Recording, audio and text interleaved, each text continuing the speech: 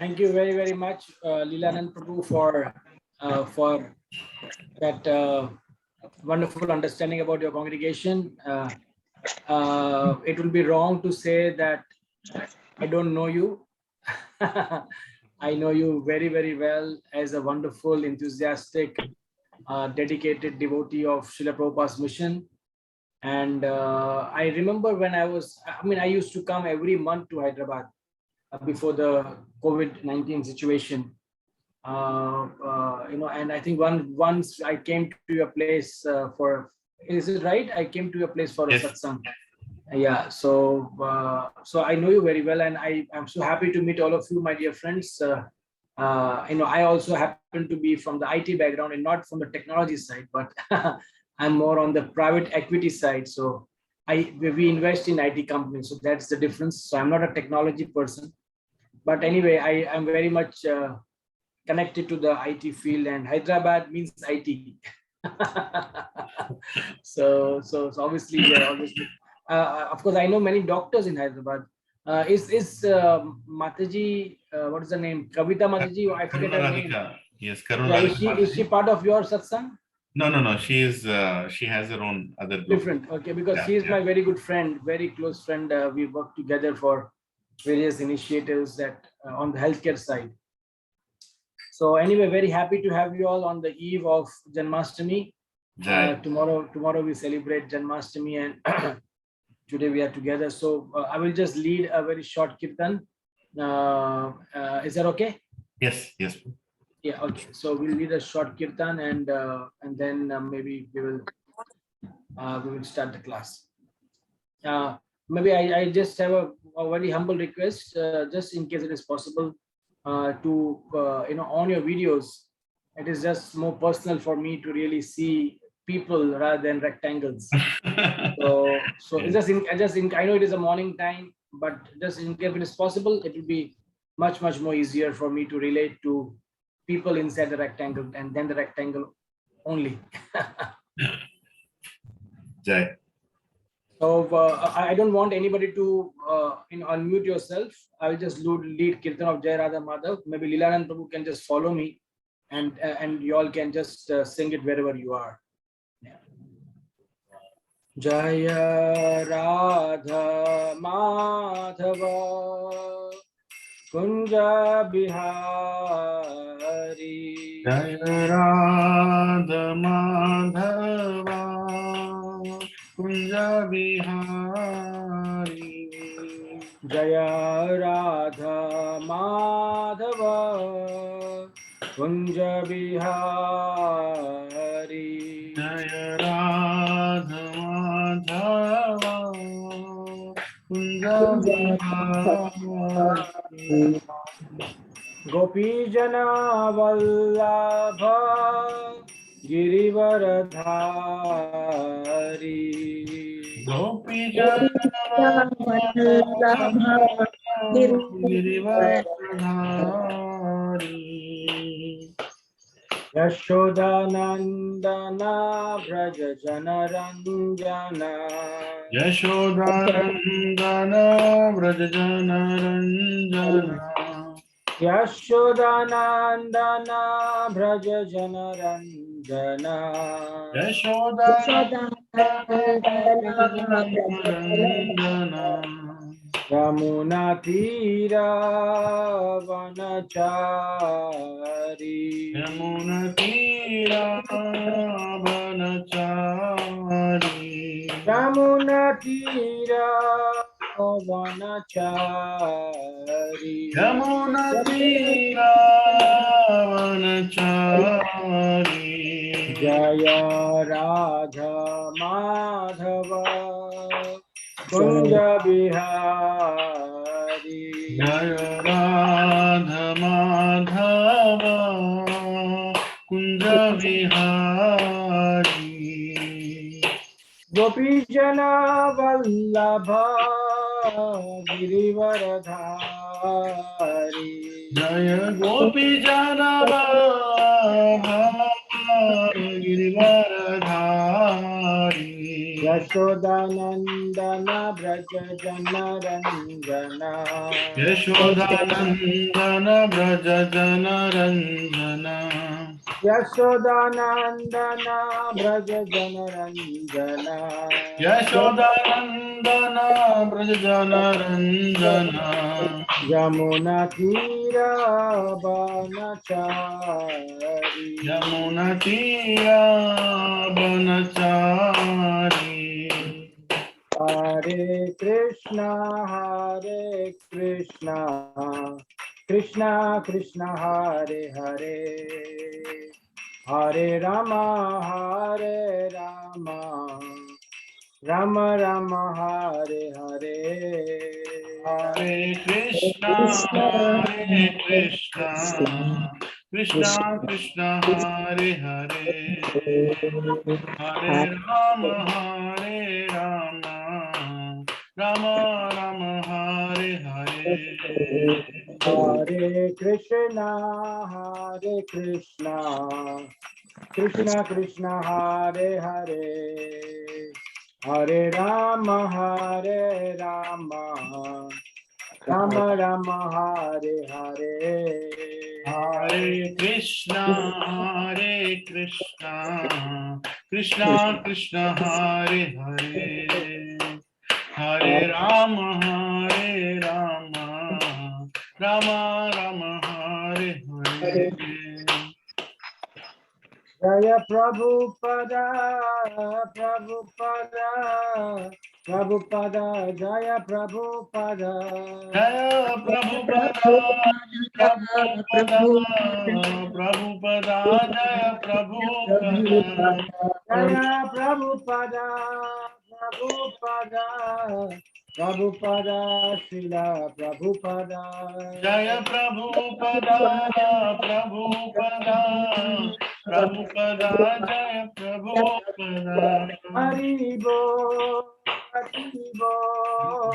Haribo Nitai Gaur Haribo Nitai Gaur Hari Bol Hari Bol Nitai Gaur Hari Bol Nitai Gaur Premanandi Hari Bol Dayo Vishnupada Paramamsa Parivajacharya Stotra Sadashishamana Sivankare Srila A.C. Bhaktivedanta Swami Srila Prabhupada Ki Jai Nanda Koti Vaishnava Vrind Ki Jai Namacharya Shri Haridas Thakur Ki Jai प्रेम से कहो श्री कृष्ण चैतन्य नित्यानंद श्री अद्वैत गदाधर शिवासदि गौर भक्त वृंद की जय Jai Shri Radha Krishna Gopinath Shyam कुंड श्री राधा कुंड श्री गिरि गोवर्धन की जय Jai Braj Bhoomi Vrindavan धाम की जय जय। मायापुर नवद्वीप धाम की जय जय।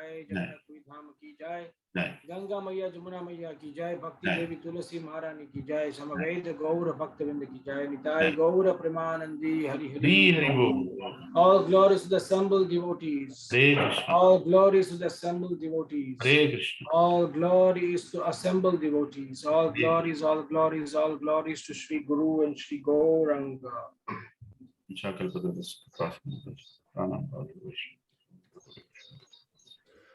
Om Namo Bhagavate Vasudevaya. Om Namo Bhagavate Vasudevaya Om Namo Bhagavate Vasudevaya. Om Namo Bhagavate Vasudevaya Om Namo Bhagavate Vasudevaya.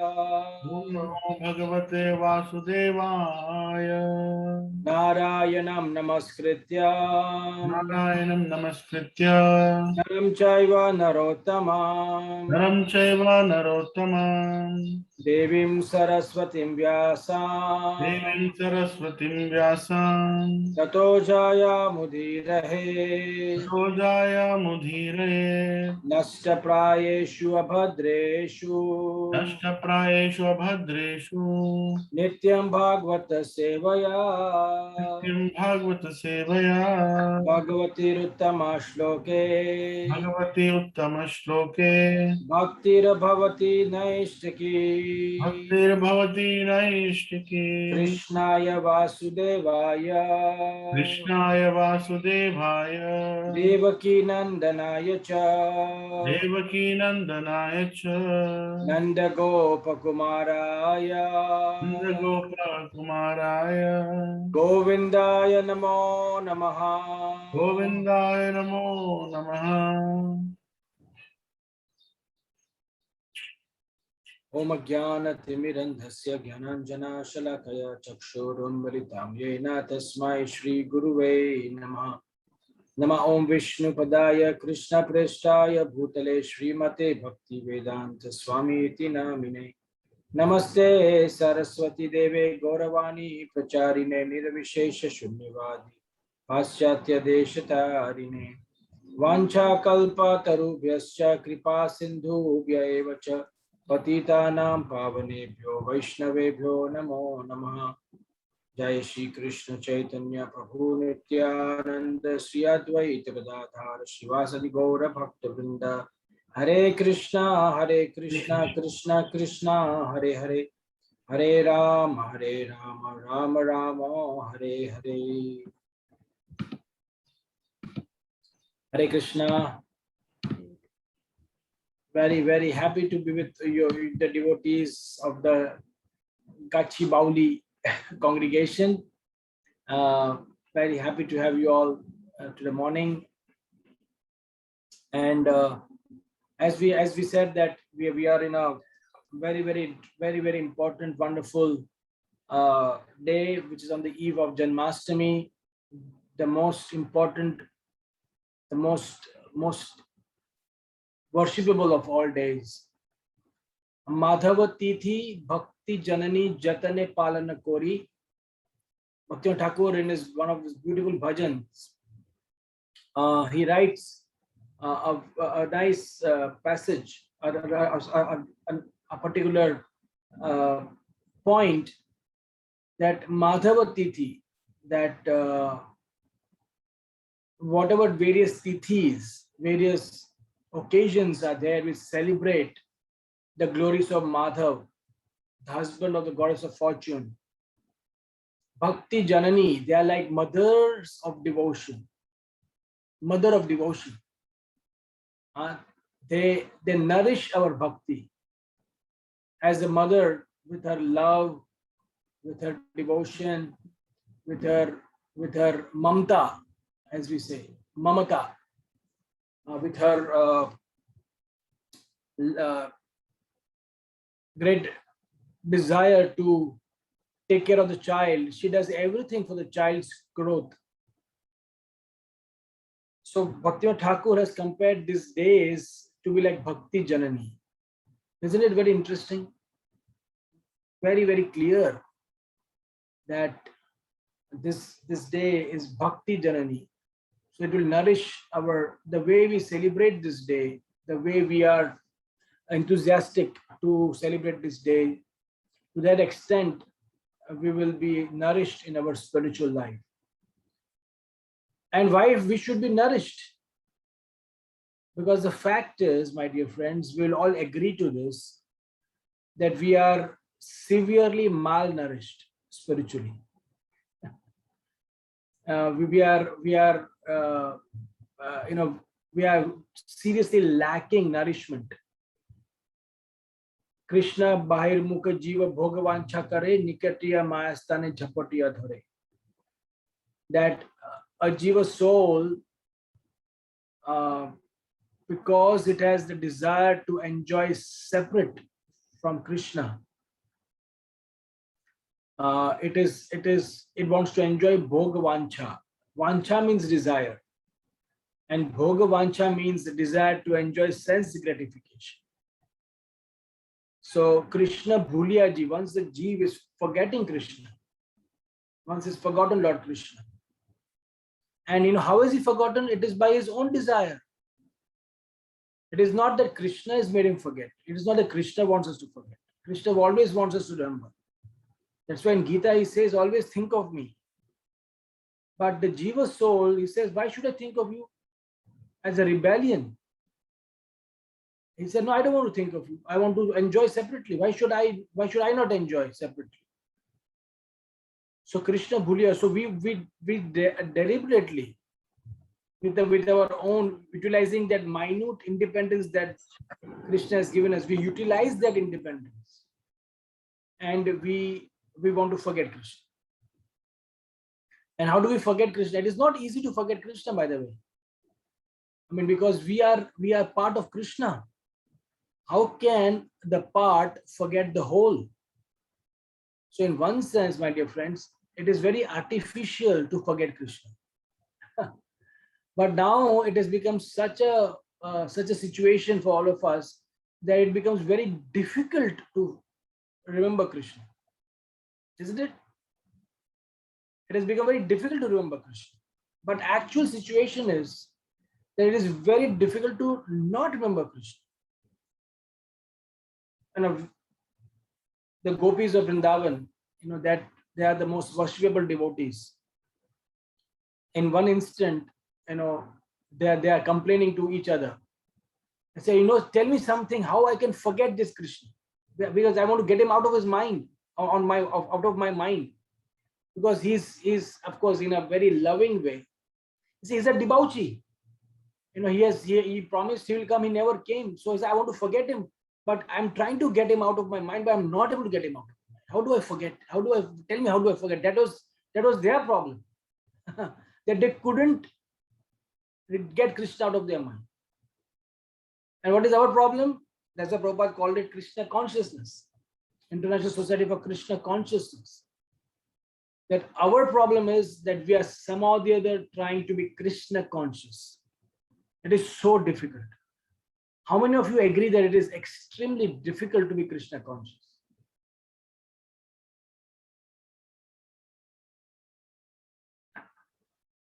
Okay. So we all agree to the fact. Even Akinchana Priya Prabhu is also agreeing that it's difficult to be Krishna. He was late to come on the screen, but he did agree. Thank you. So it is very difficult to be Krishna conscious. But that's why the fact is, because it's so difficult to be Krishna conscious, that's why we are extremely malnourished. We are very weak. And that's why Maya can anytime capture us. When do we get captured by somebody? When we are weak. If we are strong, then we can put a serious resistance. Yes. But when we are weak, we get easily captured. And that is the reason, because the senses are so weak, we get so easily captured by Maya. And usually when you get captured once, you are more careful next time. Yes. I mean, for those, I know for myself, I was chased by a dog when I was a young child. I was so fearful. I was chased. So every time now, even I'm now 49 years old. Even now, when I see a dog, I'm very careful. Maybe after this is 40 years from back, this happened. But I mean, now I'm very careful. Why? Because once you are chased by somebody, then you are careful next time. But the sad part is that the network of Maya is so strong that we are getting captured every minute by Maya, but still we don't become careful. We are getting still given to it. Sometimes she captures through our eyes, sometimes it captures through our ears, sometimes it captures through our tongue. Yeah. And we happily get captured. And then we repent, oh my God, I got again captured. How foolish it is, isn't it? To get captured again and again and again and then repent. But that's the story of our life. That's the story of our life. That's why Krishna in the Gita says, Brahmabhuta Prasannatma na sochati na kankshati. That when you are on the Brahmabhuta platform, when you are in the equipoised platform, then in that platform, Prasannatma, that person is joyful. Na sochati na kankshati. He neither hankers for things that he does not have or lament for things that he has lost. That's the Brahmabhuta platform. But our situation is we are constantly hankering and lamenting, hankering and lamenting. So Prabhupada says in one of his lectures that this is the story of 99.99% of the people. If you just summarize all the activities and you want to just write it in a simple single line, all the activities is nothing but either hankering or lamenting, hankering or lamenting. That's all it is. So Krishna bhuliya jiva bhogavan chakare nikatya mastana chapatya thare. That's why we get captured, and because we are weak. And because we are weak, we need to get nourishment.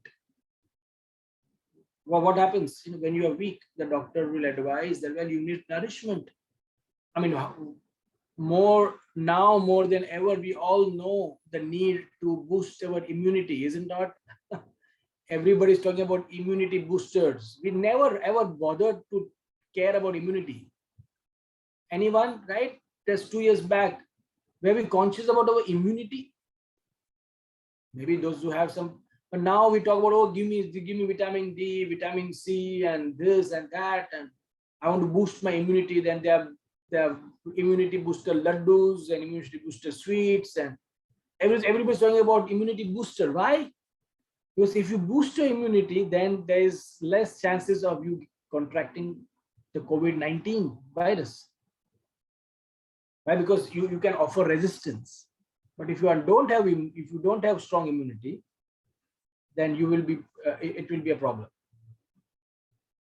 So Bhakti Janani, Madhava Titi Bhakti Janani. So if you want to get nourished, and there's a serious need to get nourished, my dear friends, and there are various ways to get nourished. But one of the ways is to celebrate the various tithis in a very, very enthusiastic way. Then the next line, Bhakti Thakur says, Madhava Titi Bhakti Janani Jatane Palana Kori Krishna Bhashati. Then Gaura Amara Je Sabasthane Karalo Brahmana Range Se Sabasthane Haribo Ami Pranaye Bhakata Sange. Then he says another way to this, the Gaur Amar, what are the various holy places where Chaitanya Mahaprabhu has visited, or for that matter, any holy place. Gaur Amara Je Sabasthane Karilo Brahmana Range Se Sabasthane Haribo Ami. And I will go to their places. That what he's talking about is going to the need to go to holy places on pilgrimage. So this is another way to nourish bhakti. That beautiful song, it says various different ways. Bhakti Thakur writes various ways to really, of course, we are not going to discuss the whole song. It is something that you all can refer at your leisure time to see the whole song. And he says that Jedina grihe bhajana dekhi grihate goloka bhaya. He says that another way is that when there's bhajan going on in the house of a grihastha, that house does not remain a house, it becomes Goloka Vrindavan. So Bhakti Thakur writing many things, but the relevant thing for today's discussion is we are talking about Bhakti Janani, that this days, and of these days, Rupa Goswami says the three are the most important tithis: Janmashtami, Gaur Purnima, and Nrsimha Chaturdashi. Of course, Radhashtami is the most important, but it is a very private affair. It is like when we have, I always say that when there is the birthday of the father, then the father is more of a social person. He celebrates the birthday maybe with many other people. But the birthday of the mother is usually a very family affair. So Radhashtami is a very family affair. It's a very close. Janmashtami, we invite everybody from all over the world. We have big social event. But do you have big social event on Radhashtami? No, Radhashtami is a very private event because it's the mother's birthday. But Janmashtami is a very special occasion. And it is a wonderful time, my dear friends, to really do some introspection, some Mananam. We have Shravanam, we have Kirtanam, and one of the important processes is Mananam. Manan karna. Mananam means to really go deep inside and introspect. Where are you heading in your spiritual life? And Janmashtami can be a good milestone every year. You can have many, many milestones. But Janmashtami can be a good milestone to really do some nice mananam, where you evaluate where you stand in Krishna consciousness. And one of the ways to really know, one of the ways to really understand your Krishna consciousness is how well have you understood Krishna's personality? How well have you understood Krishna's personality?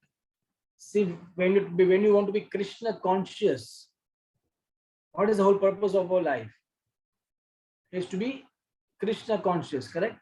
We are supposed to be Krishna conscious. But how do we be conscious of somebody? If you don't know that person well, how can you be conscious of that person? When a boy and a girl are in love with each other, they're constantly thinking of each other. They're constantly conscious of each other. Even if they are in their absence, they are thinking of each other. Why? Because you love that person, you know the person so well, you like his or her qualities so much, and that is why you are conscious of that person. You miss that person. Correct? So similarly, if you want to be Krishna conscious, it is not just a sentimental thing. Oh, I want to be Krishna conscious. It will involve a lot of effort from our side to be Krishna conscious. Because right now we are Maya conscious. Because we love Maya. Because we love the way she gives us short-term pleasures. We love it, isn't it? We love that how she gives us short-term pleasure. And we are conscious. We all love our money. We all love our careers. We all love our IT jobs. Why? Because we know that it is going to give me pleasure. The money is going to give me pleasure. It is going to give me a good house and a good car and a good skyscraper building, as Lilananda Prabhu mentioned. It's going to give me prestige. So we love Maya because we know her quite well, because we know that when we foam at the mouth, work hard, she gives us what we want.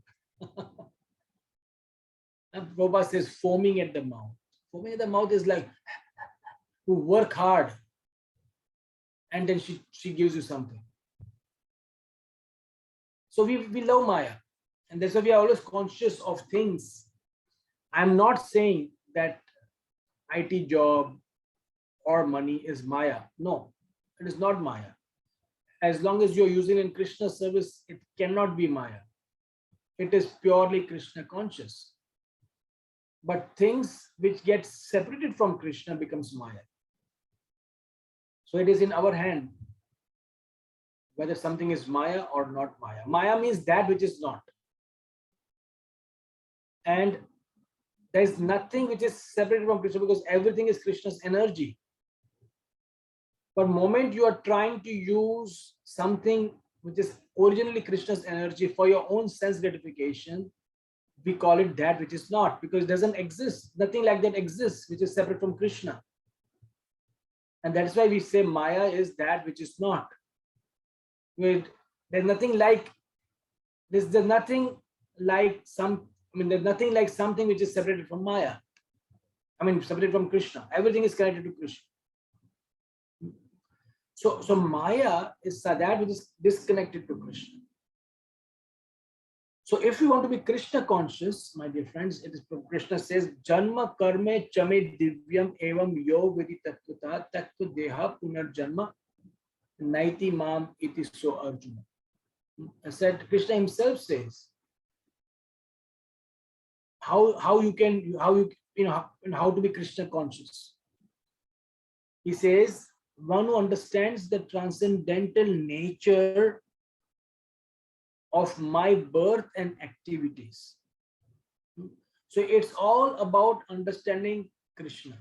Like for example, I'm sure all of you are working in your respective professional jobs. How important it is to know the nature of the boss. It is important, what type of person is your boss or your authority. How many of you do that? Raise your hands. Right? We all want to say, okay, this person, there are few things that this thing my boss does not like. There are few typical, what we can call it, idiosyncrasies in everybody. And the typical nature of a person which he likes and does not like. Yes, you agree? If you do something, he will say, oh wow. And once you identify those specific traits of that person whom you want to impress, or whom you want to work with, or from whom you want some favors, if you do that, we know it's going to work. Right? So this is part of corporate life. Nothing wrong, because you have to deal with the person not as a person, but as an individual who has traits. Similarly, my dear friends, if you want Krishna's favor, you want to please Krishna, Krishna says very clearly, you have to understand the transcendental nature of my birth and activities. If you understand the specific nature of mine, because Krishna has a specific nature. Yes, you agree? Krishna has a very specific nature. For example, we all know that Krishna, hates pride. Krishna hates many things. He hates anger, he hates lust. But somehow or the other, there are so many anarthas which he hates, but he can still tolerate anger, he can still tolerate lust. But pride, he just can't tolerate. Now, that's quite specific, isn't it? For example, so many people came to Krishna in lust. We have Kubja. Kubja came out of pure lust. Krishna was very happy to give her to give her benediction. She became completely purified. Similarly, we have Shishupal, who came out of tremendous envy because Krishna killed him, and he was very angry with Krishna. But Krishna still gave him chance 100 times.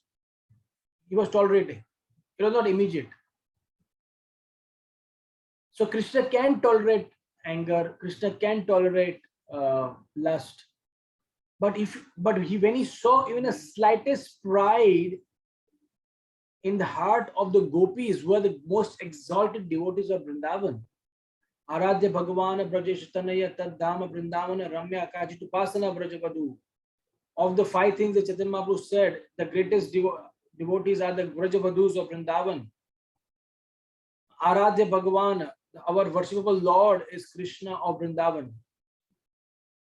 Aradhya Bhagavan Brajesh Tanaya Tad Dhama Vrindavana. The greatest holy dham is Vrindavan Dham. Ramya Kachitupasana Brajavadu. And the greatest devotees are the Brajavadus. So they are the greatest devotees. We all know. We are going to discuss a beautiful story about the gopis of Vrindavan.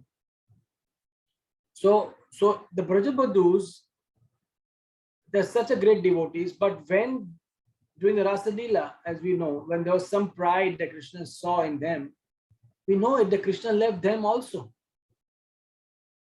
And then Krishna, just because they thought that Krishna is only with me, Krishna is not with anybody, but he is only with me, then Krishna left them. So what I'm trying to drive the point, my dear friends, is that we have to understand the specific classical nature of Krishna, things that he likes, things that he just can't tolerate. And when you understand this nature, the Janma Karma Cheme Divyam, the Divya transcendental nature. See, when we talked about the boss of our wherever we are working, this is all mundane after all. I mean, we just gave a very mundane example just to understand a point. But the nature of Krishna is divine, is transcendental. So when you understand the transcendental nature of Krishna's activities, that is what is going to be nourishing us. So for the next couple of minutes, we are going to be discussing some of the very typical, very interesting episodes and what do we learn from these beautiful episodes. Are you ready? It is the whole idea is to go deeper into Krishna's personality and to get impressed and to get mesmerized by this personality of Krishna, and that will help us to be Krishna conscious. So one of the many times when we talk about Krishna consciousness, may not be with everybody, may not be with all of you, but many times when you talk about Krishna consciousness, that means there's a tendency to become irresponsible in our duties. There's a tendency, I said, it is not always the case. That now I want to be Krishna conscious, so everything else is Maya. It's all useless. I just want to be Krishna conscious. There's so many times devotees, they are careless towards their jobs, they're careless towards their family, they're careless towards their other responsibilities of making money, and so on and so forth. So many times, because I do so much of mentoring and counseling over the last so many years, I've come across dozens and dozens and dozens and dozens of otherwise nice devotees who are sincere practitioners of Krishna consciousness. But they have a wrong understanding that Krishna consciousness means I just have to be chanting Hare Krishna, going to the temple, doing some service, which is good. But many times it is a cost of jeopardizing their responsibilities, their worldly responsibilities. How many of you have faced this particular dichotomy or this particular difficulty in your life? The aspect of balancing. Either we become too Krishna conscious. Of course, there's nothing like too Krishna conscious. There's no limit to be Krishna conscious. But in a sense that we have become so externally Krishna conscious that we start becoming very callous in our responsibilities in life. And please know for sure, my dear friends, that any responsibility that you have, if you don't perform those responsibilities properly, there are serious reactions to that. There is absolutely no escaping from that fact that if some responsibility you are supposed to take at a particular point in time, you don't take it, you will get serious reactions. A simple example. It is our responsibility to take care of our health. But sometimes we become say, oh, well, health, I don't care. If you don't take care of your health at a particular time, in the future, you're going to face serious issues. And you will have to spend much, much more time and energy to take care of your health at that time because you didn't do what you're supposed to do at the right time. So there's a particular understanding that doing the right things at the wrong time is not right, it is wrong. Doing the right things at the wrong time. So see, why I'm saying this, because most of the time devotees, hopefully, are not doing the wrong things. So wrong things are wrong, irrespective of whether they do it at the right time or wrong time. Any other, having illicit sex, intoxicating, gambling, it's wrong. I mean, there's no question of a wrong time, a wrong thing having a right time. But the problem that we all face, that we need to work upon is doing the right thing at the right time. Please understand this point. It's very important. The right thing at the right, that means chanting in the morning. I'm just giving an example. The chanting is always right. There cannot be a wrong time for chanting. Chaitanya Mahaprabhu has clearly said, Nam Akari Bahujan is Sarva Shakti Tatra Pita Niyamita Smarane Naka. That there are no hard and fast rules for chanting. You can chant any time of the day, any time of the night. Yes. But we at the same time know as sadhakas, we know that chanting in the morning, that the first thing in the morning is the right thing. As the day progresses, the chanting gets jeopardized, the chanting gets affected. It is not chanting, it is many times counting. Yeah. So chanting is the right thing, but it has to be done at the right time. Then you have the maximum effect. Are you understanding?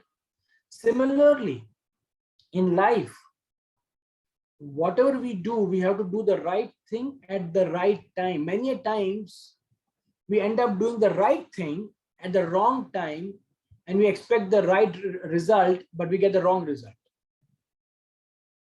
Because the fact is, doing the right thing at the wrong time is wrong. And that is why Krishna, very beautifully, if you study his personality,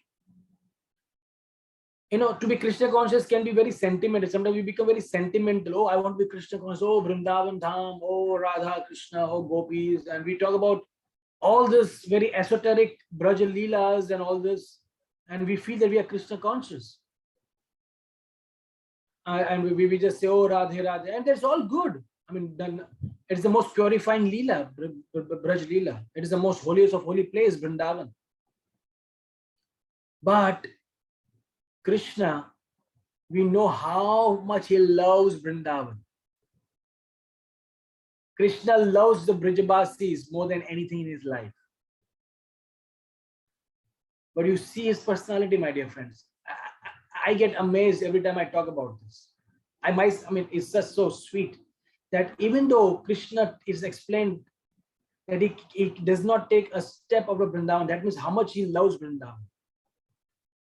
But at the time when he was 10 years plus old, he left Vrindavan, went to Mathura, went on to Dwarka, and he did his responsibilities. So please understand a very important concept. Krishna never leaves Vrindavan. So does it mean that he was physically in Vrindavan? No, he was not physically. He left Vrindavan, and that too, Krishna, the number of years that he was on this earth planet was 125 years.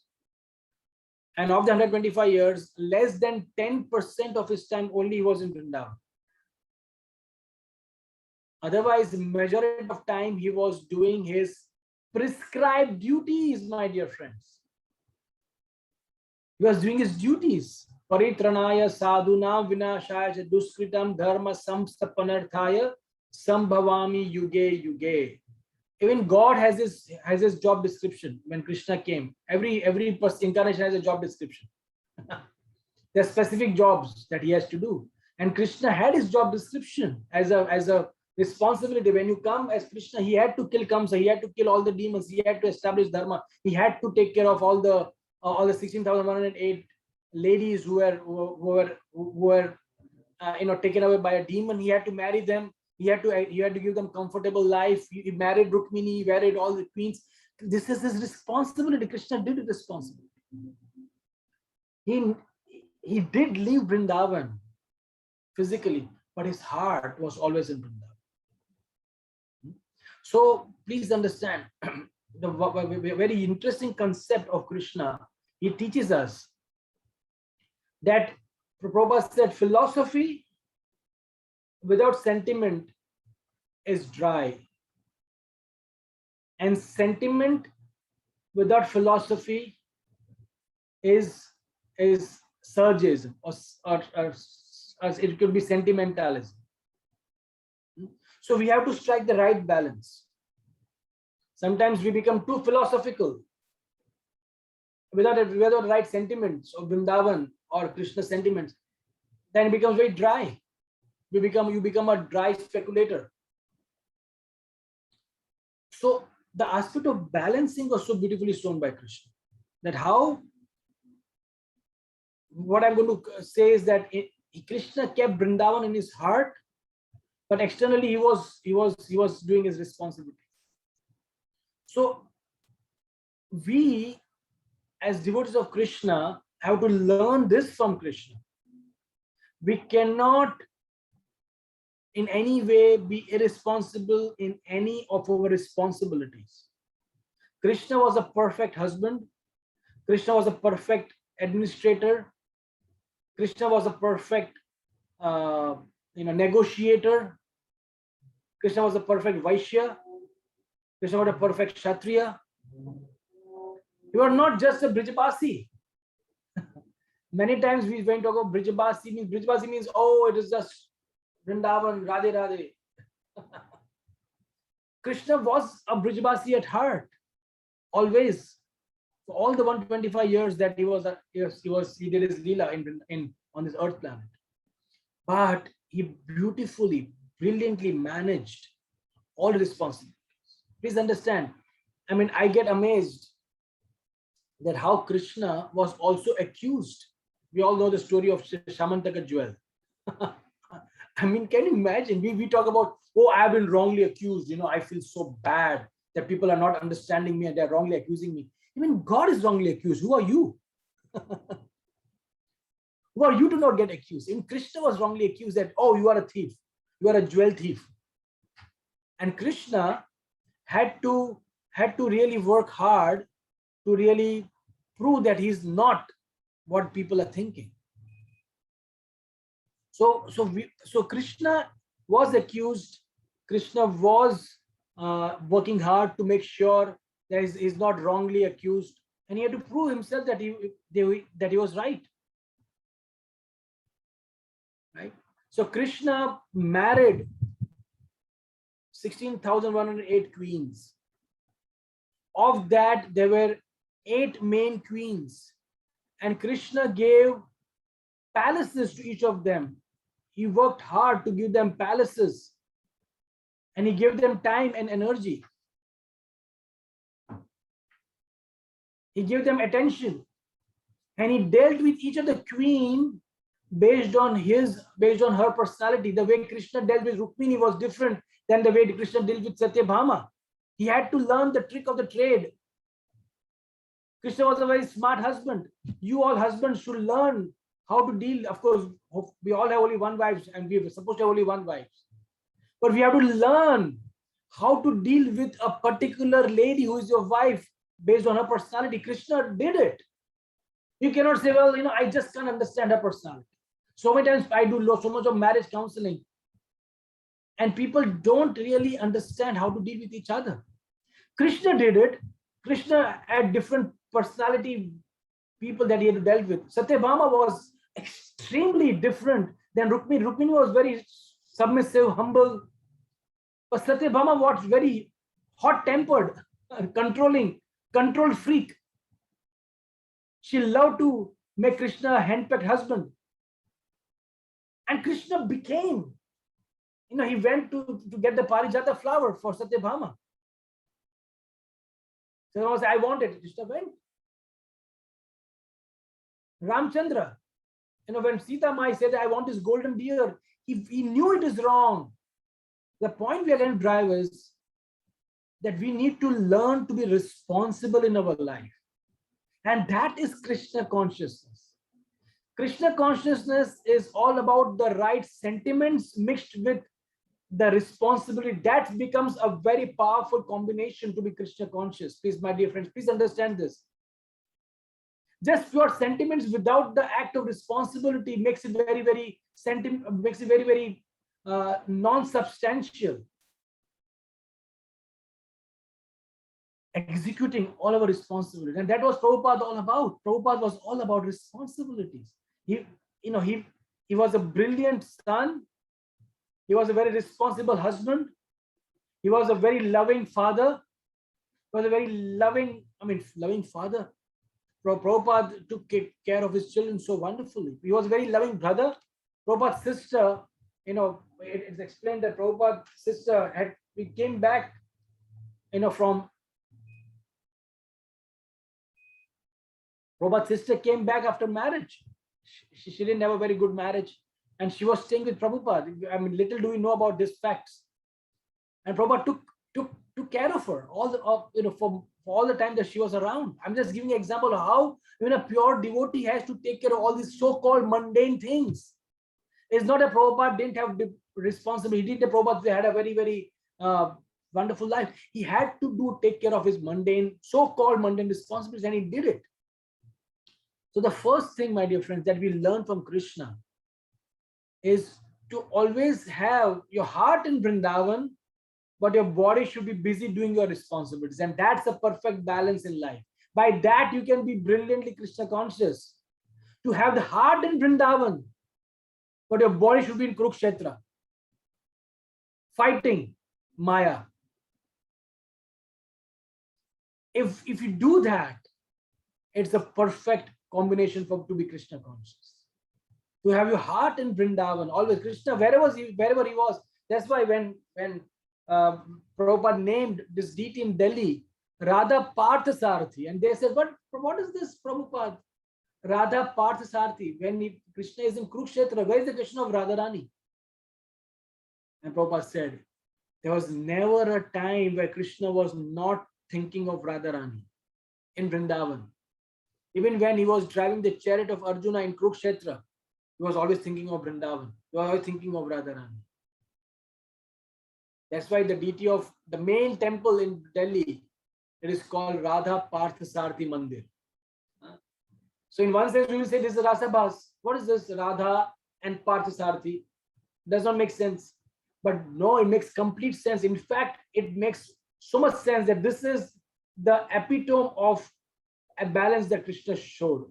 Heart in Vrindavan, but body doing all the activities that is required to be done, that the world needs to be done. Are you getting this point, my dear friends? So whatever, we cannot be callous towards the worldly responsibilities. We have to be we have to be in the world, but not of the world. But that does not mean that we become callous to the world. We have our social responsibilities. We have our family responsibilities. We have our responsibilities, professional responsibilities. And that's what Rupa Goswami says, who is a devotee? A devotee is a person who carries on all his responsibilities with the utmost attention and care. That is a devotee. It is not that a devotee is a person who wears a tilak and wears a dhoti and a kanthimala or a sari and says Haribol, and appears to be very humble in his talks. That's not a devotee. These are all externals. Who is a real devotee? A real devotee is a person who is very balanced, and who gives, whatever he does it with utmost attention, whatever small activity does. So we have to be a very ideal in our professional life, in our social life, in our material life, and of course in our spiritual life. So remember the sutra that Krishna taught us. The first thing that we learn as Krishna's personality, if you want to be Krishna conscious, you want to understand the way Krishna lived, is to have the heart in Vrindavan, but body is busy fighting, doing the activities in the world. Think about it, my dear friends, and you will see that your life will become so rich, so meaningful, so valuable, and so complete and so wholesome. So that is the first thing that we learn from Krishna. To be Krishna conscious. Makes sense? Yeah. So it's that's where Krishna lived. How can we? Many times we just are not conscious of this fact that even though Krishna loved, he was in deep separation from Vrindavan. We have a beautiful, when he was in Dwarka, we have this beautiful story. It's a long story of how Krishna, the whole idea of Jagannath, Baldev, Subhadra came into being because Krishna was in separation from Vrindavan.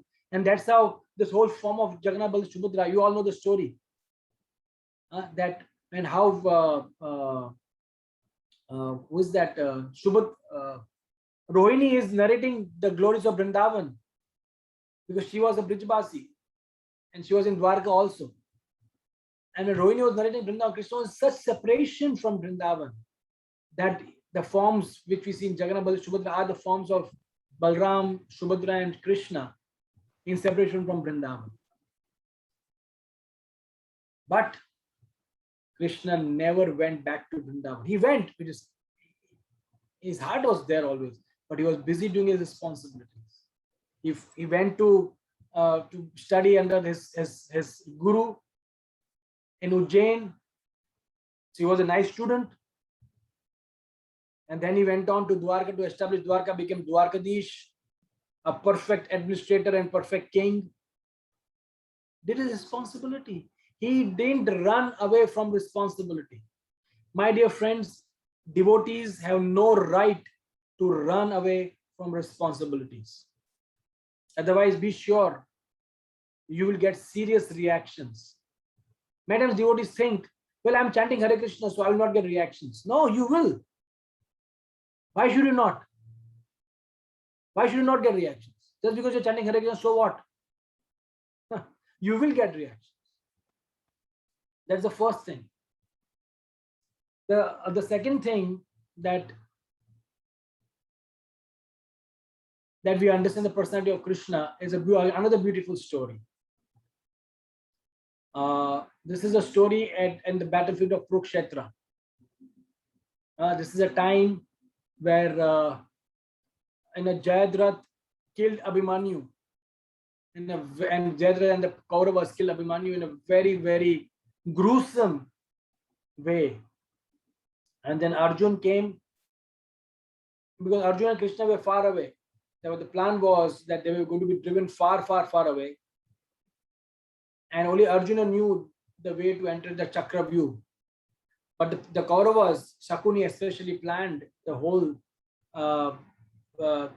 battlefield in such a way that Arjuna and Krishna were taken far, far away. And in the meantime, the other four Pandavas could not really protect Abhimanyu. And he was killed brutally. When Arjuna came, he was so angry. And in his anger, he took a vow that tomorrow, if I don't kill Jayadratha, I will enter into fire. Yes, you all know the story. You agree? You all know the story? Yes? Yeah. So he vowed that if I don't kill Jayadratha, I will enter into fire. And then what happened after he took his vow? In great remorse and great sorrowness, he went to his chamber and went to sleep to be ready for the next day's battle. But let us shift our camera from Arjuna's camp to Krishna's camp. Krishna is lying on his bed also. It is night time. He was also tired. He did a lot of chariot driving the previous day. He was tired. But Krishna is tossing and turning and tossing and turning on his bed. He is not able to sleep. Arjuna is sleeping. He took his vow and he went to sleep. But Krishna is tossing and turning. And what is his problem? Krishna is in anxiety. Now, where is this? How is this possible? How can God be in anxiety? When Krishna becomes anxious, I mean, in once it doesn't make sense. It is antonym. God and anxiety, they go ill together. Because the place where Krishna stays is Vaikuntha. Vaikuntha means where there is no anxiety. So how can Krishna, by whose sheer presence anxiety runs far away, how can he become anxious? Sounds very contradictory. So Krishna was in anxiety. Why he was in anxiety? He was in anxiety because he was really worried that what if Arjuna is not able to kill Jayadratha? He will enter into fire. And there are pages and pages and pages and pages in Mahabharata, if you read, where Krishna is with the thoughts of Krishna on the potential, on the possibility of Arjuna not able to kill Jayadratha. He was saying that if Arjuna is not able to kill Jayadratha and he enters with fire, how will I live? Krishna is saying, how will I survive without Arjuna? He said, without Arjuna, my life is a jury void. What is it? It is actually without Krishna, our life is jury void. But Krishna is saying that without Arjuna, my life is a jury void. How can I survive? I will die. And there are pages. I mean, if I can give a whole talk, or rather a series of talks on Krishna's thinking on his bed when he was in anxiety. That's how many thoughts he had. But sufficient to say that Krishna was in anxiety. So that's why if you see many years back, my wife, who is a drama director, both of us, but she directs a drama, I'm an actor. She did a drama, we did a drama on when Krishna becomes anxious. And it's such a sweet, sweet pastime. So Krishna becomes so anxious. He was so anxious that early morning, that is at 1 o'clock maybe, early morning, he called for his chariot driver Daruka. And Daruka was like, he was sleeping and he woke up and he came. I said, Krishna, what happened? He said, please keep my chariot ready. Keep my Kamudiki bow. Keep all my weapons ready. I said, but Krishna, you are taking a vow that you are not going to kill anybody. I said, yes, I know I'm taking a vow. But if tomorrow Arjuna is not able to kill Jayadratha, I will kill Jayadratha. I will break my promise. Because I cannot see Arjuna. This world doesn't exist for me without Arjuna. So when I call you at that time, you please immediately come. I will do the needful. Of course, we all know that Krishna did wonderful magic. He covered the sun, and we all know the beautiful pastime. But the point which this shows, and this is one of my favorite stories, one of my favorite stories, to see the personality of Krishna, how much he loves his surrendered, dedicated devotees. And he's ready to do anything for his devotees. That's his personality. He's Bhakta Vatsal. Now, you cannot say Bhakta Vatsal for every incarnation. No. I mean, it's not that Varadev is Bhakta Vatsal. Of course, always Bhakta Vatsal in one sense. But the way Krishna showed his Bhakta Vatsalta was to the highest extent. As a personality of Krishna, he showed it to the most highest extent, how he loves his devotees. And that's Krishna's personality. So what do we learn from it? That, okay, we are trying to be Krishna conscious. There's a phrase in America. Of course, it exists so much and very much in India nowadays also. The phrase that love me, love my dog. That if you really love me, you have to equally love my dog. I'm sure many of you have been to America. You are all IT professionals. You know how much. I've been to the stores in America. Lilananda Prabhu has stayed in America for years. And there are stores and stores, and there are batches glorifying dogs and their love for dogs, the American, the way they love dogs. So if you don't love my dog, I have nothing to do with you. That's what one of the batch said. Please understand, we love all Jiva souls. But we have to be very discriminating in what we do. We cannot just overwhelmingly love a dog more than a human being. That's the problem. We're not against dogs. So the point is, love me, love my dog. So if Krishna loves his devotees so much, devotees are Krishna's pet dogs. So if you want to love Krishna, there is no way you can cause aparadha to his devotees. Krishna will not bother for you. He will not care for you. He said, who is this idiot who is not respecting my devotee? And he thinks he's my devotee? Rubbish.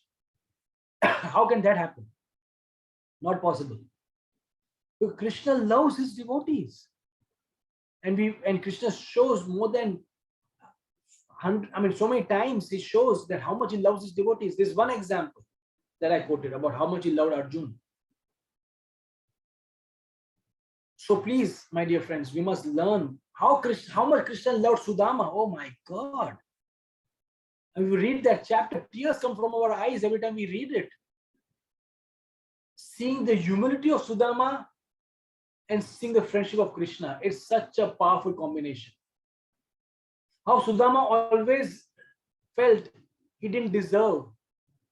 How Krishna always felt he deserved much more. And that is when friendship happens.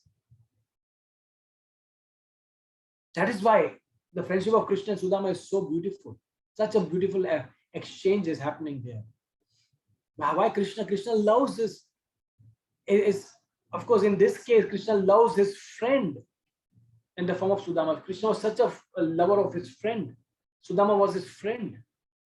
And Krishna loved, and he actually made him sit on his own throne.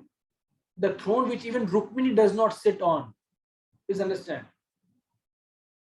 Rukmini doesn't sit on Krishna's throne ever. But Sudama was sitting on Krishna's throne and Krishna was washing his feet. And why did Krishna do this? Just to show, my dear friends, that how much Krishna loves his devotees. So this is another very typical trait of Krishna. He just loves his devotees. That's all. It's a statement which is not questionable. We can't question this why and what.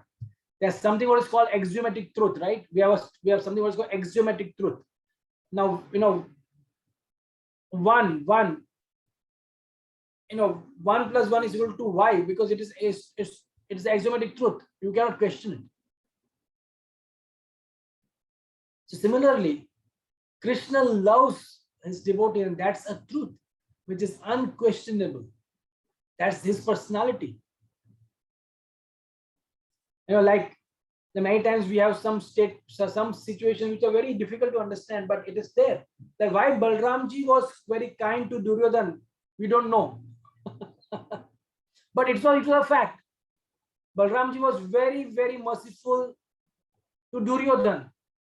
Now you will say, well, how come? What is this? Duryodhan was a rascal, he was a demon. And Balramji, why? But it's a fact. Now that was the typical nature of Balramji and the fortune of Duryodhan. Why Samajiri attracted Balramji's mercy. And of course, there's a whole explanation to it also, which we will take it up some other time. But the point is, my dear friends, that Krishna loves his devotees so much. So that's the second point I want to drive, second personality of Krishna. The first aspect is balancing of our responsibilities, heart in Vrindavan, body in Kurukshetra, working hard.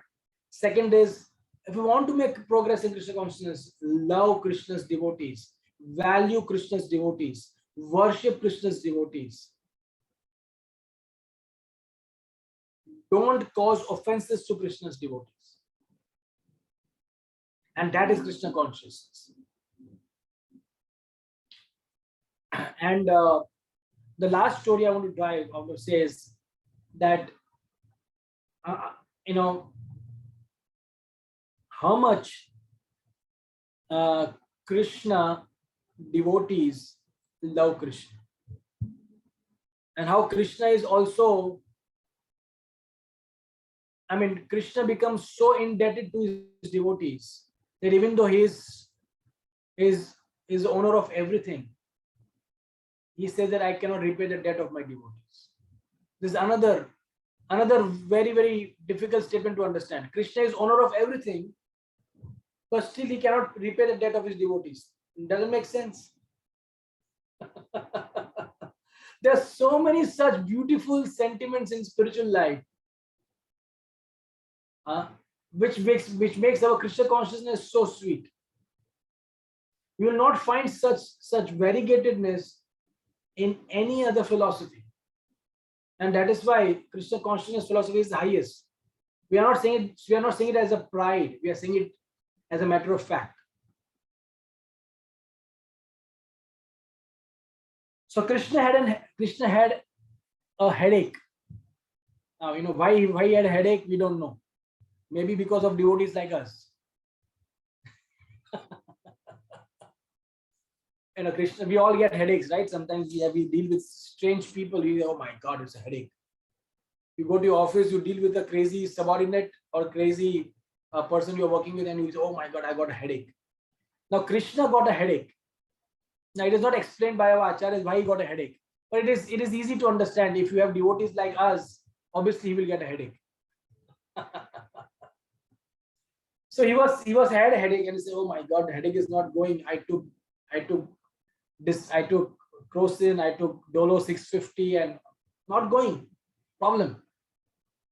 What do I do?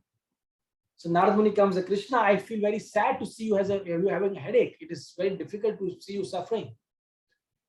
How do I help you? I said, well, you know what? I think that will work for sure is if you give me the dust of some of my surrendered devotees' feet, I put it on my head, my headache will go. So, okay. So Narad Muni, we all know this beautiful story. He went to so many devotees. He went to Brahma, Lord Shiva. These are all very dedicated servants of Krishna. I said, Krishna has a headache. Oh, Krishna has a headache. Very sad. How can we help? Say, give your dust. So, no way. How can I give Krishna dust? If I give Krishna dust, I will go to hell. So the I came in between. I will go to hell. So Narad Muni said, oh my God, what do I do? He went to the gopis. And gopis were doing busy. I said, Krishna has a headache. Oh, really? Yeah, he has a headache. So what do we do? Give your dust. So gopis started jumping on the land of Vrindavan. They started making small depressions. And then they dug big holes and they packed that dust into bags. I said, take as much dust you want. You want more? Scrape it out from our feet. Take all the dust. And Narmani said, you know what you're doing, right? I said, of course we know what you're doing. It's not that gopis were illiterate fools. The gopis were the greatest, the most intelligent people, in fact.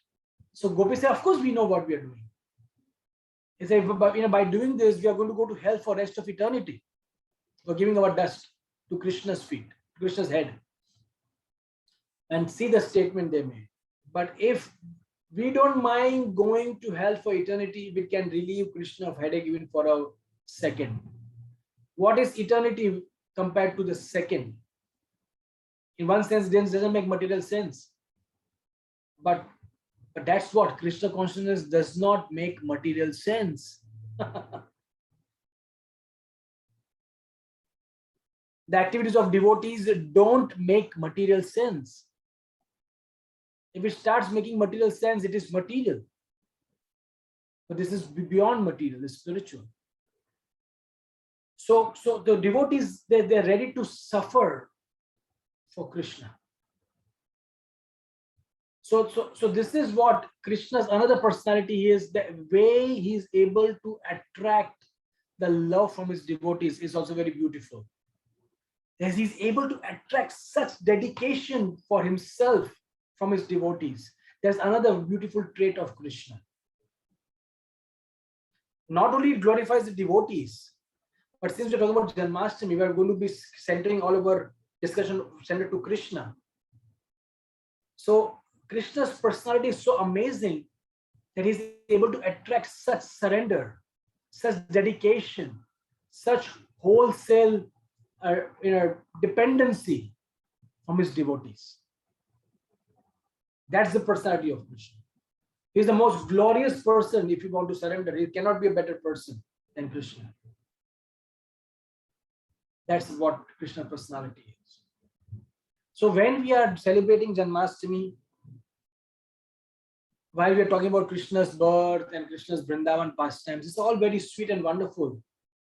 But let us also understand Krishna's Janma, Karma, Janma, birth. Divyam, Chame Divyam activities of Krishna. Janma, Karma means activities. And these are Krishna's activities. If we understand Krishna's activities properly and try to live our life based on these principles that Krishna gave us. And last and most important is Krishna said in the Gita, Yukta Ahara Viharasya.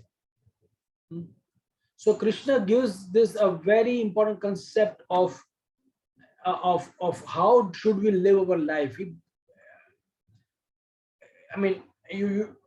The verse, Lilananda Prabhu, do you know the full verse? I'll just remove it once again. I want to read the full verse.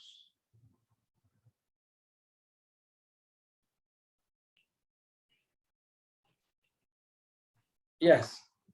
So it is like this. Yukta ahara viharasya, yukta chetasya karmashu, yukta swampanya bodhasya yoga bhavanti dukkhaha. That he who is regulated in his habits of eating, sleeping, recreation, and work can mitigate all material pains by practicing the yoga system. So this is the last point I want to drive is Krishna talks about yukta ahara viharasya. Now this word yukta is very, very important. What does the word yukta mean? If you analyze it properly, the word yukta means the right quality, the right quantity, and mindfulness. Three things. The right quality, the right quantity, and mindfulness. So if we have, in whatever we do, if we are having the right quality, the right quantity, and mindfulness. Of course, mindfulness is a very, very used terminology nowadays. Mindfulness seminars. But what is mindfulness? Mindfulness is all about consciousness. Prabhupada gave it to be conscious. Conscious is nothing but being mindful.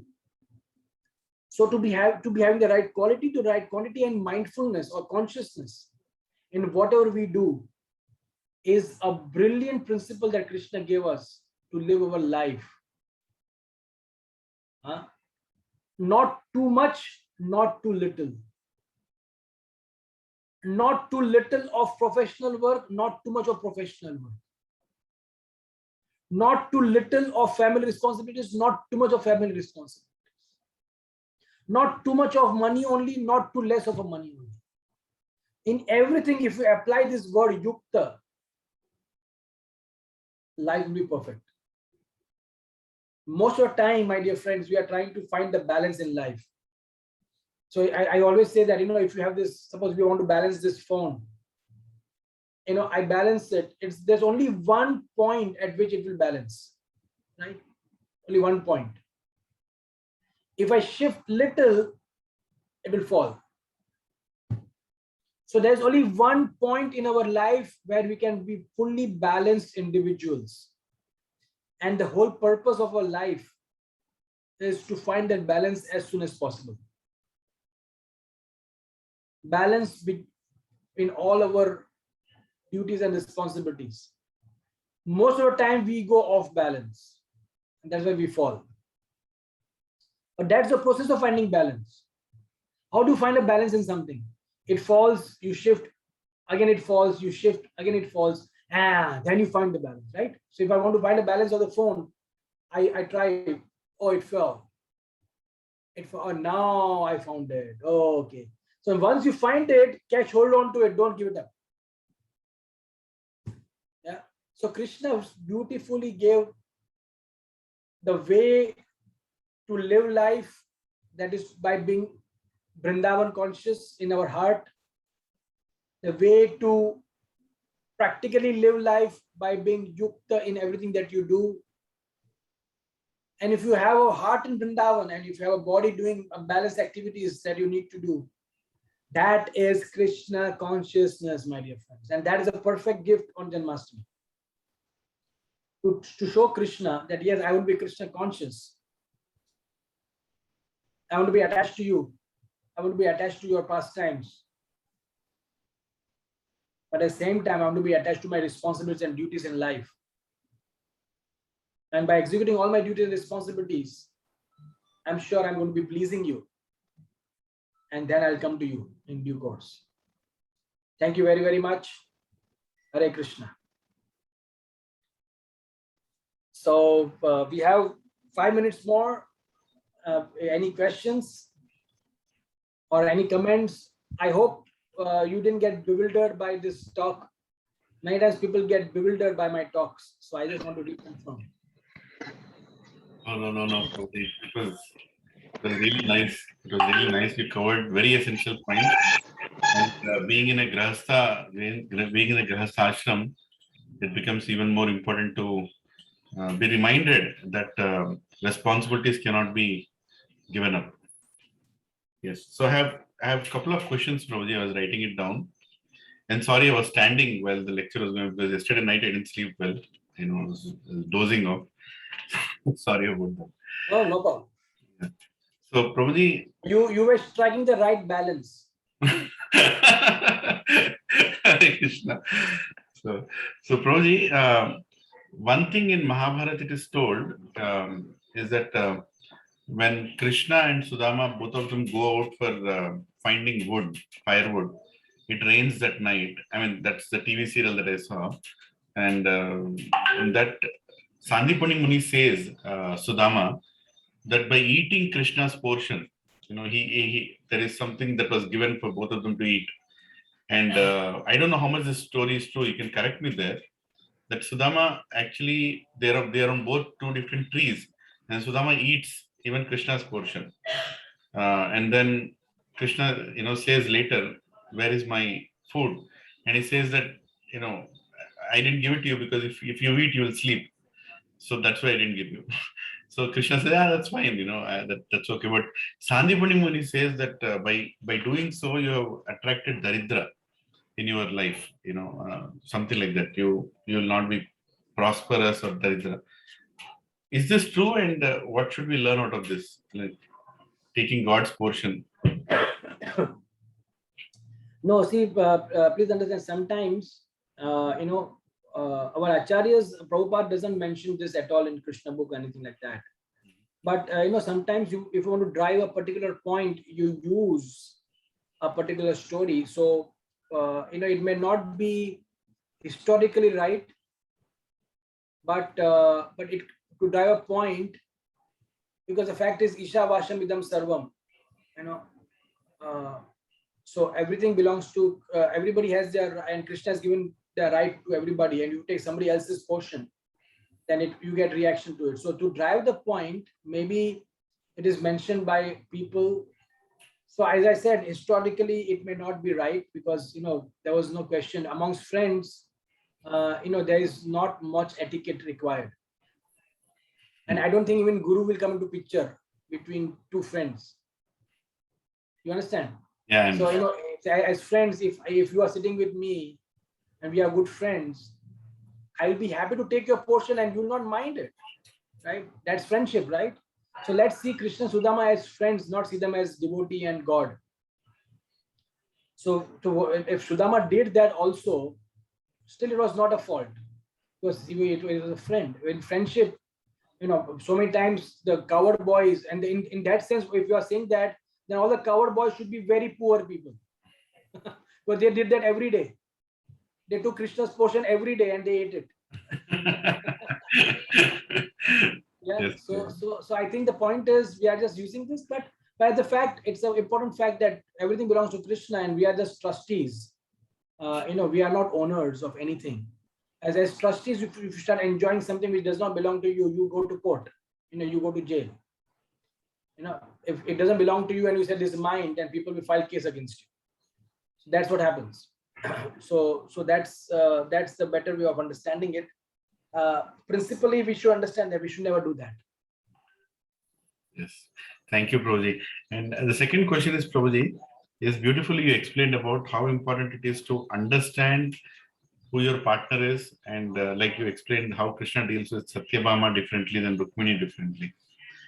So, Prabhuji, unfortunately, in spite of knowing this, the only person we don't want to deal according to their need is spouse. The whole world will end up dealing, from morning till night. I'm talking about a general person, including me. When I get up in the morning, I want to deal according to the other person's personality, you know. But when it comes to my spouse, I would just want to take it for granted. And there is an inert feeling inside that if I start leading a life adjusting to everybody's personality, then who am I? Why can't I be myself? Why then where do I exist? And maybe because spouse is most important person in our life, who is going to spend maximum time with us, there is a thing that I don't want to adjust according to the spouse's personality, because if I do that, then my maximum life is not me anymore. I'm just speaking it out, this inert feeling that I will lose my identity. Why should I adjust with anybody? Who will adjust with me? This aspect that comes in. How to deal with that feeling? Yeah, so I think the first part of the question is that we are very happy to deal with everybody else but our spouse, and that is why the biggest problem for practitioners is not so much the unearthers or anything, but the biggest problem is hypocrisy. Hypocrisy is the biggest problem for sadhakas, because see, karmis, they don't need to be hypocritical because they are shameless. They don't care what they do, and they will be open in saying what they do, because they don't see any problem. But devotees, they are supposed to be here, but they find themselves here. And how they bridge the gap? Either you can bridge the gap by working hard and slowly reaching this level, or the other way is to really act as if you are here when actually you are here. And when you act as if you are here, that is hypocritical, because you are not here, you are here. But that's hypocrisy. You are showing something which you are not. So that hypocrisy of with the world is exposed in your home, because at home you are what you are, but that's what you really are. That's what which you really are. So point is that as we have this example, charity begins at home. Similarly, the test of your Krishna consciousness begins at home. It will be very easy to be Krishna conscious and behave like a Vaishnava with everybody else, because you deal with them for few minutes or few hours in a week. But your test of your Krishna consciousness, Vaishnava behavior is tested when how you deal with your people who are at home, because you are off guard. You can't be guarded all the time, right? So when you come home, you're off guard, and then that's when you throw your tantrums. That's when you show your real self, your wife. So now the second point you mentioned is that I need to be myself sometimes. If I try to just be thinking of other people's personalities and needs, and what about me? But the fact is, Prabhu, whether you like it or not, the fact that if you think that you are tolerating somebody, be sure that 100 more people tolerating you. Yeah, because because we are not unique. If you tolerate 100 people, the same 100 people are tolerating you also. So I remember once there was a question asked to Radhanath Maharaj by a devotee. He said that, Maharaj, many times, our family, he gave an example that, I'm ready, but my wife takes so much time to get ready and she comes. So I have to tolerate her all the time. How do I tolerate in the house? So, there was so of course he could have given a beautiful Grihastha answer. Maharaj could have given that, oh, tolerate your wife and this and that. But Maharaj said a very simple statement. This was Sunday fish class. They said, just tolerate her the way I am tolerating you. So very simple answer. So there's no question of any pride. Oh, I'm tolerating. My friend, you better tolerate, because there's 100 people tolerating you. So the point is, when you are tolerating somebody, there are so many other people tolerating you. So it is always mutual. So I think there is no question of you feeling, how do I live my own life? But if your own life, if you see there's a need to improvise, as a Vaishnava, you should be constantly wanting to improvise yourself. Why should we live your own life when you know your own life is pathetic? You need to improvise, right? So a Vaishnava is always conscious, and to the extent you are a more advanced Vaishnava, to that extent you are sensitive to everybody's needs, and a pure devotee is sensitive to everybody's needs. You understand? Para dukhe dukhi means what? That Prabhupada was sad for everybody, even the people whom he didn't know. You understand? But to the extent you are not an advanced Vaishnava, you will be attached to your needs. No, I want to be the way I am here. In my house, I will be the way I am. Because all over the world, I'm trying to be what I'm not. But here I'll be, no. A Vaishnava, the more advanced you are, the more fine-tuned and sensitive you are, and you'll be constantly wanting to see other people's needs, and that's a Vaishnava quality. He doesn't bother about his needs. So I'm not saying you don't bother about your needs. You have to take care of your needs, because obviously you'll go mad if you don't address your needs. But it is at the same time, refine your needs so that it becomes Vaishnava needs. You understand? Thank you. Yes, Prabhuji. Yes, Prabhuji. I refine my needs to make it Vaishnava needs. That summarizes. But Prabhuji, you talked about that gap. Just an extension to what you told. You talked about that gap between what you want to be and where you actually are. Many times it happens, Prabhuji, that couples, in the initial stages, they take so many steps to go towards Krishna. I mean, it's a good thing that they really take a lot of steps to go towards Krishna, but the internal change has still not happened, and they keep continuing like that. But at some point, some sort of a vacuum comes in, some sort of a frustration comes in, that we did not have that Golgappas. Come on, now we can't have it anyways. Where is our relationship? Where we have reached now. I know Krishna consciousness is great, but the vacuum is still there. How do they bring that or remove that vacuum? And then again. No, sir, that's why, Prabhu, it is very important that that's why I said now we should live a complete life and not an artificial life. So that means, as I said, you remember I mentioned in the beginning, doing the right thing at the right time. You must eat Golgappas when you are 30, 40 years old, in the prime of your married life, so that your desire of Golgappa is all finished. You do not say that at 60 years old, I didn't eat Golgappa with my wife. The point I'm trying to drive is doing the right thing at the right time. So there is place for romance in married life, in Krishna consciousness also. We all have our needs. Okay, very important. I'm not saying you give in to your needs all the time, because not all needs are Krishna conscious. But what I'm definitely saying is you must address your needs. Now, address does not mean you give in to it. Address means you address it. That means sometimes by addressing, you take some guidance from people, or how do I take care of these needs? Sometimes you might say that, oh, you work hard to overcome those needs. So that address would mean different things. But address the needs. Most of the time, people just cover the needs for the time being, and they say, well, there is no need. We are all very advanced devotees. We all become Krishna conscious. Krishna is fun. But then there is what is called midlife. I'm writing a book on midlife crisis. It's so much prevalent in devotees. Because at the age of 40, 45, you start thinking of things which you didn't do. And that's what we typically call midlife. And it comes in devotees also. It comes in sannyasis, what talk of devotees. So the point is, we need to address these needs.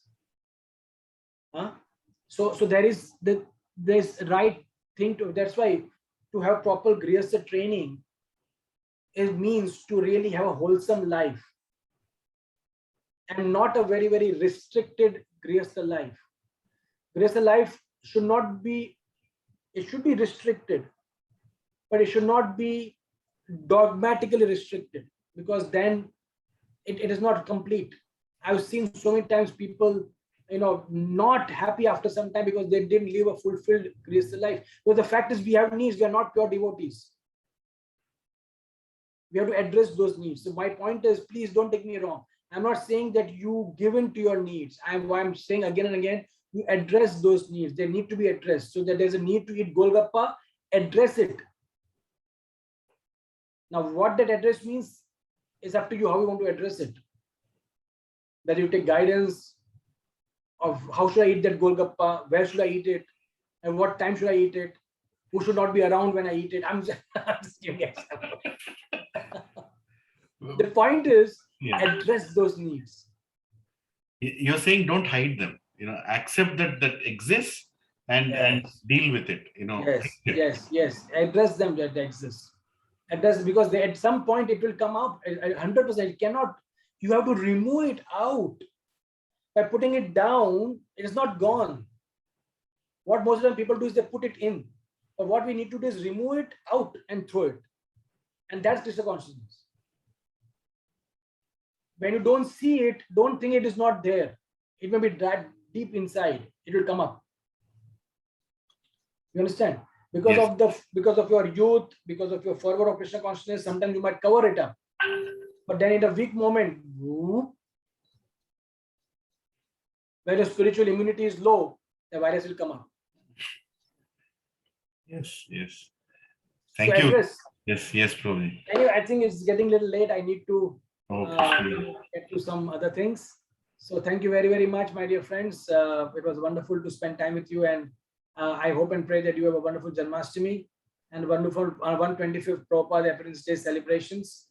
It's a very holy year, 125 years of Prabhupada Appearance. So I hope you have a wonderful time. Thank you very, very much. Thank you, Lilananda Prabhu, for inviting me to speak to all these wonderful Vaishnavas I can see here. And I hope it was useful to you, and hope to see you all soon. Hare Krishna. Prabhuji, we as a group are very grateful to you, but I want to tell that we as a group are famous for asking many questions. And I'm feeling so sad that I grabbed all the time, didn't allow them to ask any questions. I'm sure they'll have many, and we definitely need your association. We will. I will try to. We just have a. We can just have a half an hour, 45 minutes question session maybe soon. Maybe after Janmashtami. Yes. We will not give a talk. We'll just have a Q&A. That will be good. Yeah, but we want to get your association, and if possible even Kishori Mataji association, once in a while, because we're all grahasthas here, and or trying to be grahasthas, to be really frank, perfectly situated in Krishna consciousness. So thank you very much, Prabhuji. Very, very grateful. Let's thank Sridama Prabhu and Kaishori Mataji with 3 loud Hari Hari Bols. Hari Bol. Hari Bol. Thank you. I saw some questions on the chat. I'm sorry, Mataji, whoever written Anand Ram Prabhu, and yes, I think so. Please keep this question. I will definitely want to address it, but not today. But we'll definitely, maybe if you remember this, Samadhita Prabhu, I will definitely want to address these questions in the next session whenever we have it. Sure. Okay. Hare Krishna. Hare Krishna. Dandavad Hare Krishna, Prabhuji. Dandavad Prabhuji. Dandavad. Jai Hari Bol. Hare Krishna, Prabhuji and Matajis. So I'm sure you all liked today's session. Prabhuji is a very, very dynamic and a very practical person. And Prabhuji and Mataji together as a combination, you should go and see their YouTube lectures. This is Sridama Prabhu and Kishori Mataji. And this is so many seminars they have given, 2012, 2014, around the world. And there is, I feel whenever I come in front of Prabhuji, that he is the person I should open up clearly. And you've seen that the way he addresses, right? He doesn't reject it, but he tells us means and ways to deal with it. And today's some of the points that he told, great takeaways, right? We should not give up our responsibilities. And amazing thing was, he told that the right thing has to be done at the right time. Right? That was a that has so much to say about our lives. Right? I mean, we all talk about the wrong things only, but even the right things have a right time to do it. And if you do it at the wrong time, that has such a big impact on our devotional life. So, any other reflections, Brother Matajis? I'm sorry we couldn't get. Please forgive me. I didn't know that Prabhuji was in so much hurry that he would just leave. Hare Krishna, Prabhuji, Dhanavad Pranam. Yeah. Prabhuji, while Prabhuji is giving class to all of us, I'm getting my class here. I could see Mataji is telling some things. Yes, Prabhuji, this is a very nice session. I think, as Prabhuji said, we should definitely have a Q&A session. There's so many questions, in the Grihasthashram. The balance, Prabhuji, is very delicate and it's not easy for everyone. And I'm pretty sure I'm the same boat. I don't know whether I'm balancing properly, but he explained it so nicely and stressed the very important point, which is very much required for the progress of any devotee. What did he tell, Prabhuji? First thing was about responsibility. Right thing at the right time, he told. The Yes, second, he told not to shy away from our responsibility, which is part of that. And then he told extremely important to love Krishna's devotees. And then he told, you don't think you're tolerating someone, 100 people are tolerating you. Yeah, unless you're tolerating, many are tolerating you. And being responsible is being Krishna conscious. It's not about just being sentimental and things like that. At the same time, he came from the other direction also.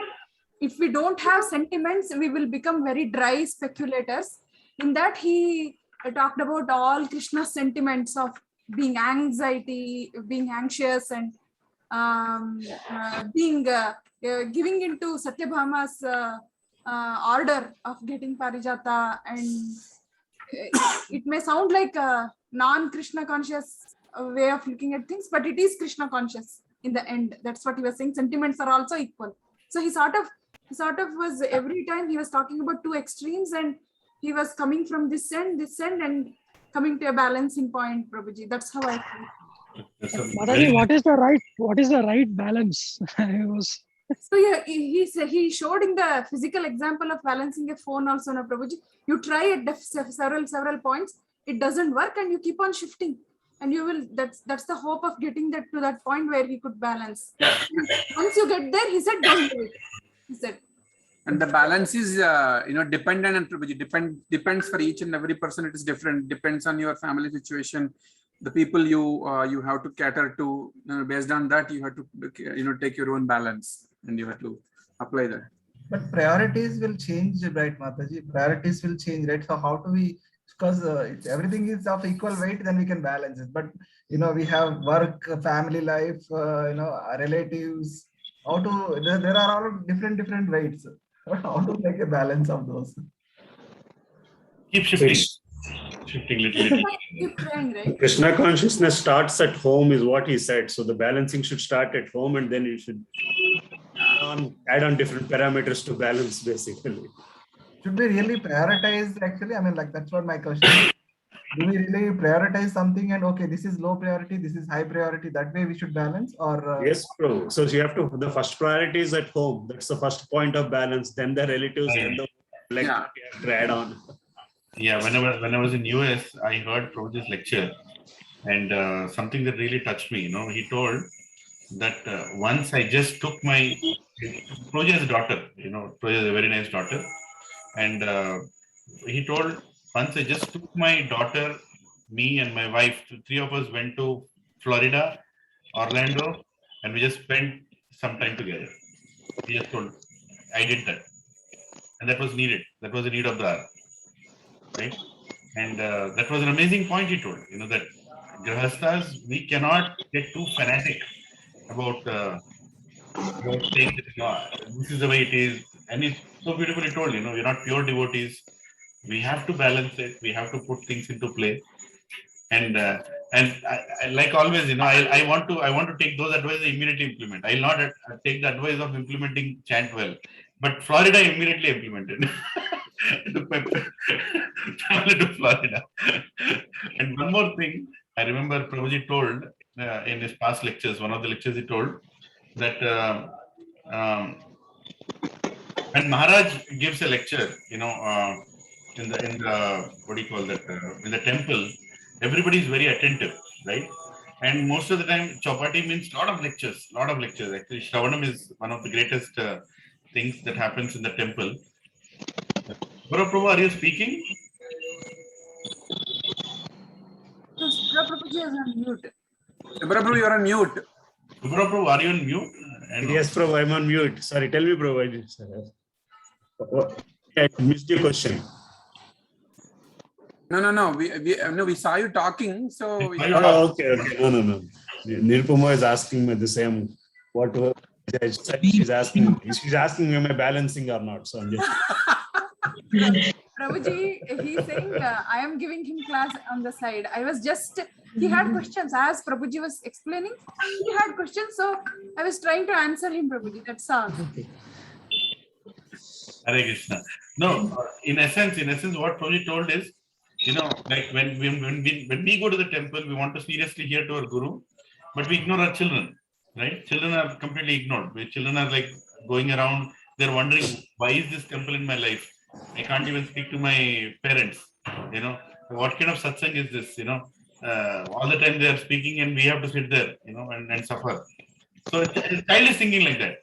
So Prabhuji told, it's also very important that we give that child's time to the child, right? And then when we do that, then the child will actually appreciate our time in the satsang. So he did that. He took his child to different parks and played with his child and did his part as a father.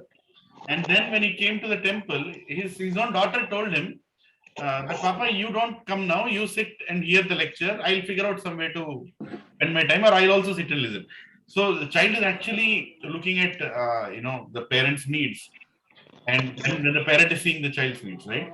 So basically, Prabhuji is trying to convey that even Krishna conscious balance has to be given properly to the children. Otherwise, if we try to make them adults at a young age, trying to make them sit and chant 16 rounds when they are actually not in a mood to. If they are doing it voluntarily, such children are there. Such children are there actually who are very, very Krishna conscious right from the beginning, and they're picking up from the previous life. But many a times, if we force them or we don't give them that room, then they'll rebel and never pick the chanting back. Never pick the chanting back. So it's okay.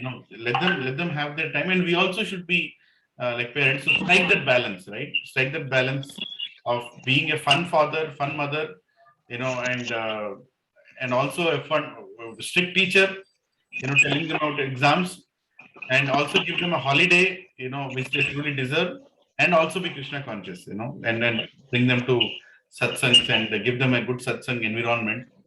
So I really like Sridama Prabhu's lectures and his wife Kishori Mataji, because they also have dealt with same amount of problems like us, having children, doing a tough job, hectic hours, traveling, everything he does. But at the end of the day, the way he strikes his balance, and he's one of the most dearest disciples of my Guru Maharaj, is known as Radhanath Swami, one of the most dearest disciples, where Maharaj gives so much time to him.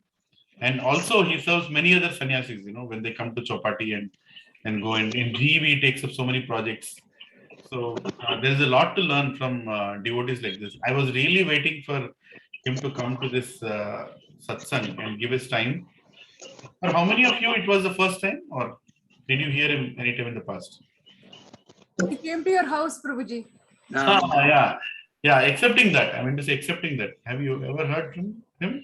No, Prabhuji. First time, Prabhuji. Yeah, you should go to ISKCON, you should go to YouTube and just say Sridama Prabhu. I heard Prabhuji. I heard We his have lectures. heard on YouTube a lot. Yeah, wonderful lectures. Prabhuji, he and Dwarkadish Prabhu were brothers, right? They're brothers. Yeah, they are both brothers. Just imagine. Just imagine the kind of brothers they are. Huh? Dwarkadish Prabhu is one, and amazing speaker and inspirer, and Sridama Prabhu, such a great inspiring devotee. Yeah, younger Prabhuji, younger brother. He is younger. Sridama Prabhu first came to Krishna consciousness. He brought Dwarkadish Prabhu to Krishna consciousness. Yeah. You should hear their, both the brothers, amazing pastimes. The way they are serving perfection of life, and very fun pastimes, when they speak about that, like the paper example I gave, right? His father never liked them becoming Krishna conscious. And he used to complain, what do you do in a temple from morning till night? And why don't you read newspaper? Sridama Prabhu is the person to whom his father told that, why don't you read newspaper? You should read newspaper. You devotees, you don't care about the world. You behave as if you're not in this world. And like that he told. So Sridama Prabhu came and told, my Guru Maharaj, Radhanath Swami, Maharaj, that, Maharaj, what should I tell my father? He is complaining, why am I spending so much time in the temple? And he's telling, why are we not reading newspapers? So Maharaj didn't say anything. He said, okay, when the right time comes, something like that Maharaj might have told. I don't remember exactly. And then it so happened that one day, Sridama Prabhu's father was coming to the temple. And Sridama Prabhu immediately saw that his father is coming to the temple. So he went and told Maharaj that, Maharaj, my father is coming to the temple. And immediately Maharaj told, get a newspaper. And practically Maharaj holded the newspaper and he was sitting in front of the temple on the stairs. And Sridama Prabhu's father came and he looked here and there. So who is this main person here? I want to talk. This Radhanath Swami, who is that person? Then Maharaj told, it's me. He was turning papers. And then he sat down. Then he said, do you read newspaper? Yeah, of course we should read newspaper. How will you know about the world if you don't read newspaper? And his father was like, whoa, very nice. So his father sat there for hours and hours, and he liked Radhanath Maharaj so much. And over just in a matter of time, they accepted devotional life. Just the way you deal. Like Prabhuji gives this kind of examples. The beauty is Prabhuji gives this kind of practical examples of how you have to take the balance, work with others, and make it. And you wouldn't believe if I exaggerate the number. If I see the number of counselors, right? They were counselors, and then they became the counselors of the counselors, and now they are the counselors of the counselors of the counselors. That is the thing which they are, right? So if I really have to put a chart and see how many couples are, in a way, they're directing them through directly, indirectly, it can be more than 1,000 couples, more than 1,000 families. That just Prabhu and his wife are monitoring through their counseling system. So that is how much, and they give a lot of importance for this aspect of counseling. Very, very important. So they have strict meetings every, I think, 2 weeks or 3 weeks. They have this meeting where they open up and they discuss all the problems that all the grihasthas have. So yeah, so it's a very, very well-established system, very successful. And at some point, even in our satsang, we will be making it more formal. At some point, may not be right away, but we have to make sure that we understand the needs of every single couple in the everybody. You said don't shy away, but deal with them. Don't say that they don't exist, but learn how to and don't do it also. Prabhuji also told, just because your need doesn't go in and address it, there is a way to deal with it, right? So, and everybody has needs, everybody has anarthas, right? Everybody has so many different personalities, so we have to understand that. Anyway, it was a nice session. Thank you all, Prabhuji and Mataji, for joining today morning. And please encourage, my only request is please encourage all the devotees in satsang whom you are in touch with to attend these morning classes. This is the treasure of Krishna consciousness that we are receiving in essence from all this very serious. I still see that many are not attending. So if you are in touch with them, I know you can speak so many other things to them, but also tell them, please attend this session. Thank you very much. Hare Krishna. Vanchakalpatarubhyascha kripasindubhyo पतितानां पावनेभ्यो वैष्णवेभ्यो नमो नमः। वैष्णव वृंद की जय। Hari Hari. And today evening, Radhesha Prabhu session.